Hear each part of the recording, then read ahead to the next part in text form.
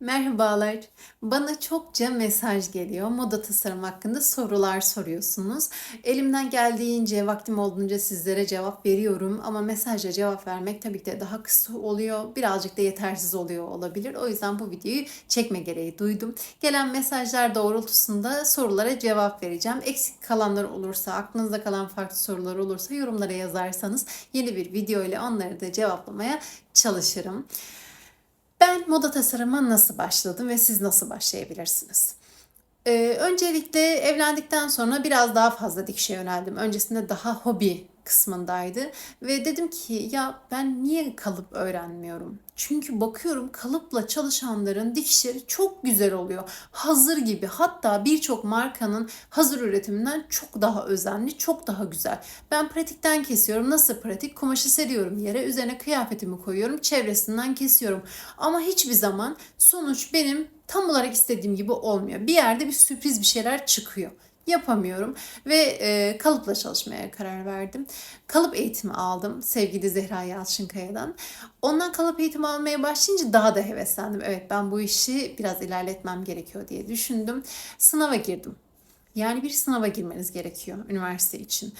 Hangi sınava girmeniz gerekiyor? Burada moda tasarımı 2 yıllık mı, 4 yıllık mı? Nasıl okumak istediğinize göre değişiyor sınavınız. Eğer benim gibi 2 yıllık yani ön lisans okuyacaksanız TYT sınavına girmeniz yeterli. Temel yeterlilik sınavı. Ne soruyorlar? Türkçe, matematik, tarih gibi temel derslerle karşılaşıyorsunuz. Ama diyorsanız ki hayır, ben 4 yıl okuyacağım. O zaman TYT'nin yanında AYT'ye de alan sınavına da girmeniz gerekiyor. Peki yetiyor mu? Yetmiyor. Üniversiteler 4 yıllık eğitimleri için, 4 yıllık moda tasarım eğitimleri için yetenek sınavı yapıyorlar. Üniversitenin yetenek sınavına girmeniz gerekiyor. Burada bir parantez açmak istiyorum. Aldığım duyuma göre bazı üniversiteler 4 yıllık moda tasarım için yetenek sınavı yapmıyormuş. Bundan emin değilim çünkü ben 4 yıllık olanla hiç ilgilenmedim. Hiç araştırmadım. Sadece duyumumu söylüyorum. Eğer ilgileniyorsanız araştırabilirsiniz bunu. Şimdi gelelim ön lisansa. Çünkü ben onun hakkında bilgi sahibiyim. Ben TYT'ye girdim. Tercihimi yaptım Marmara Üniversitesi'nden yana ve tercihim geldi. Kazandım. Başladım. Ne gördük? Ne yaptık? Ne yapıyoruz? Çizim. Bol bol çizim. Şunu söylemiş olabilirsiniz. Şu çizimi duyduğunuz an ama benim çizimim hiç iyi değil ki diyor olabilirsiniz. İnanın benimki de iyi değildi. O kadar kötüydü ki sadece Cinel'i çizebiliyorum. Başka hiçbir şey çizemiyorum. O da güzel olmuyordu zaten. İlk gün, okulun ilk günü temel sanat eğitimi. Çimen Hoca geldi sınıfa ve dedi ki çıkarın kağıdı kalemi. Tahtayı da bir arkadaşımızı çıkardı. Çizin arkadaşınızı. Eyvah dedim, ayvayı yedik. Bilmiyorum. Hiçbir şey bilmiyorum çünkü ben bunu beklemiyorum. Ben ne bekliyorum biliyor musunuz moda tasarımdan? İlk başladığım zaman beklediğim şey tam olarak şu. Bize kalıp soracaklar, bize dikiş soracaklar, bize bunları öğretmek isteyecekler. Aa ne güzel, benim zaten temelim var, iyi ilerleyeceğim, güzel olacak diye düşünüyorum. Alakası yok.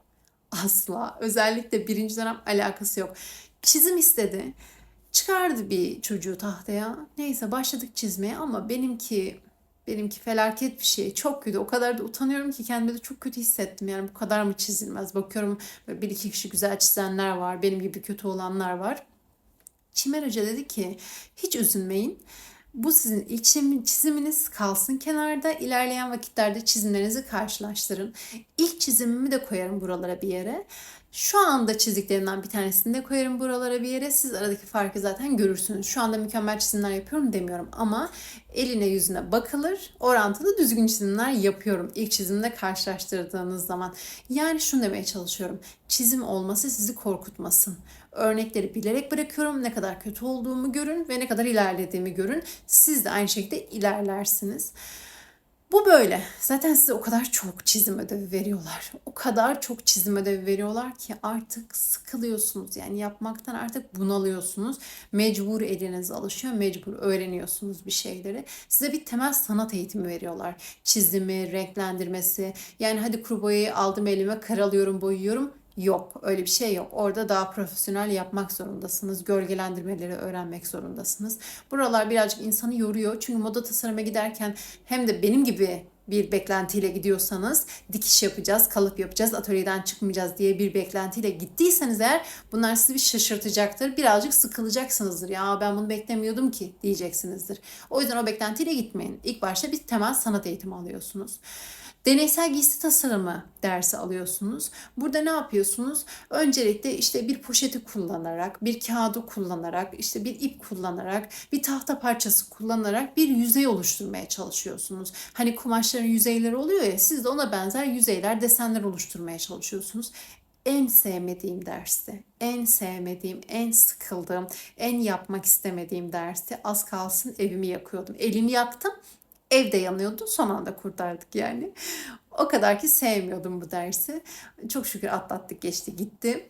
Derken birinci dönem bu şekilde bunların yoğun temposuyla ilerliyor. Bol bol sunum yapıyorsunuz. Marmara Üniversitesi'ne geliyorsanız bol bol her hafta sunum yapacağınızı sakın unutmayın. Sürekli sunum yapıyorsunuz.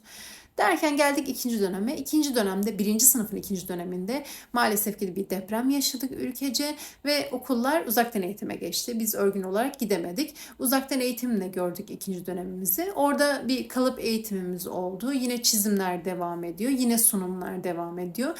Basit kalıpları gördük. Onunla ilgili bir üretim yaptık. Dönem sonuna gelirken artık sınavlar için. Bakın bir yıl bitti. Biz sadece bir tane bluz, bir tane etek diktik. Başka hiçbir şey dikmedik.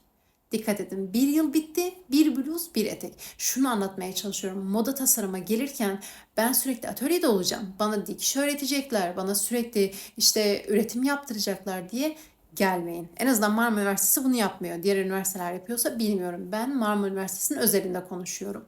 Eğer siz sürekli atölyede olmak istiyorsanız, sürekli üretim yapmak istiyorsanız, yani bu kısmıyla da çok ilgilenmek istiyorsanız giyim üretime gitmeniz gerekiyor. O bölümde daha fazla yapıyorlar bunu. Üretim kısmıyla daha fazla ilgileniyorlar. Biz tasarım kısmıyla, kalıp kısmıyla daha fazla ilgileniyoruz.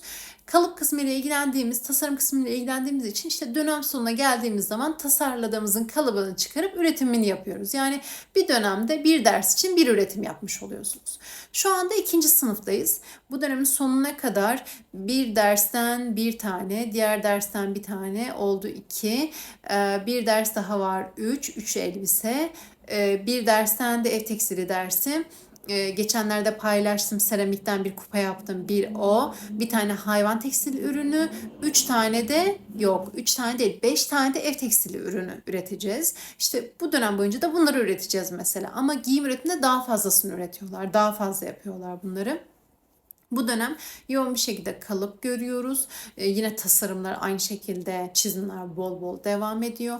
Yani şuraya tekrar vurgu yapıyorum. Amacınız dikiş öğrenmekse, dikiş tekniklerini öğreneyim, İşte atölyeden çıkmayayım, sürekli üretim yapayımsa moda tasarım değil. Orayı bir netleştirin. Çünkü moda tasarıma gelen arkadaşlarımla da görüştüğüm zaman onlar da bu beklentiyle gelmişler. Öyle bir şey yok. Özellikle Marmara Üniversitesi'nde dikiş öğretilmiyor. Dikiş sizin bilmeniz, sizin kendi kendinize öğrenmeniz gerekiyor. Onlar öğretmiyorlar. Bizim üniversitemizde yok bu. Peki başka gelen sorulardan, mezun olduğunuz zaman iş imkanı var mı? Şöyle birkaç iş imkanından bahsedeyim size. İSMEK'te, halk eğitimde usta öğretici sınavına girmeden usta öğretici olabilirsiniz. Olabilirsinizden kastım hadi gidiyorum beni usta öğretici olarak alın diyorum ve beni alıyorlar değil, tabii ki de başvuru yapabiliyorsunuz anlamında söylüyorum. Başvurunuzu yapıyorsunuz. Kabul edilirseniz nasıl bir süreç işliyor bilmiyorum, ama başvuru yapabiliyorsunuz sınavına girmeden. İş yeri açma belgeniz oluyor. Bir iş yeri açabiliyorsunuz kendinize. Onun dışında bir firmaya tasarımcı olarak giremiyorsunuz. Tasarımcı asistan olarak giriyorsunuz. Burası çok önemli. Burası tüm bölümleri ilgilendiriyor. Genel olarak üniversite okuduğumuz zaman mezun olunca hemen işe gireceğimizi, hem de uzman olarak gireceğimizi zannediyoruz. Mesela biz de mezun olduğumuz zaman hemen ünlü markalar kollarını açacak, hadi gel benim tasarımcım ol diyecek zannediyoruz. Hayır. Kimse size gel bizim tasarımcımız ol demeyecek. Asistan olarak gireceksiniz. Zaten staj yaptığınız zaman da göreceksiniz o bölümleri. Nasıl işlediğini göreceksiniz. Ben de staj yaptım. Bir tasarımcımız vardı. Tasarımcımızın asistanı vardı. Ben de bir nevi asistanın asistanı gibiydim stajyer olduğum için. O kısımdan da bahsederim. Bir gün onunla ilgili de video çekerim. Bayağı oldu biteli. Çok da çekmek istedim ama bir türlü fırsat olmadı. Ona da inşallah sıra gelir. Biraz stajdan da bahsederim size. İşte böyle bir yerde de asistan olarak başlıyorsunuz. Kendinizi gösterip daha sonrasında ilerleyip kendinizi geliştirip tabii ki de stajyer asistanlıktan moda tasarımcılığına, tasarımcılığa ilerleyebiliyorsunuz. Bunun dışında ne yapabiliyorsunuz? Evinizden çalışabiliyorsunuz. Bence bu çok önemli. Bence bu çok güzel.